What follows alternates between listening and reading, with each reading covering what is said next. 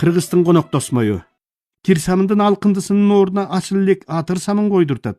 Киребериштеги былтыр күйүп кеткен бойдон алмашылбай келаткан лампочка ушул күн алмашат.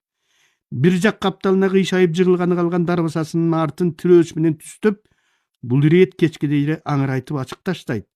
Daarаткананын ичи тышын кызына жуудуртуп, жаман чакадагы кагаздарды өрттөтүп, шашпай олтуруп алып атайлап көчүгө карчыганга ылайыктап, Советтик Кыргызстан гезитин кайчы менен эрикпей 4 жачлап кесип чыгат. Кесиндисин өз колу менен алып барып daarаткананын ичиндеги брезент баштыкка салат. Коногу кетери менен байланган ити бошотулуп, тоок күпкөнүн оосу ачылат. Умальниктеги жаңы сүлгүнүн ордуна кайра баягы эски силинет. Жулунган тооктор көрүнгөн жерге куйругу менен жаба түкүрүп, аркы терки чуркай баштайт. Короо да, туалет да, тамдын ичи тышы да, үйдүн ээси да акырындап баягы тас кейпине кайра келет. Азыр деле ошол. Айылга киргенде эле асман челген анын үйү алда кайдан көрүнүп турат. Жер төлөсүн кошуп эсептеген 3 кабат келишкен мыкты там салып алган. Ичин болушунча кооздоп, кымбат идиш аякка болушунча толтурган.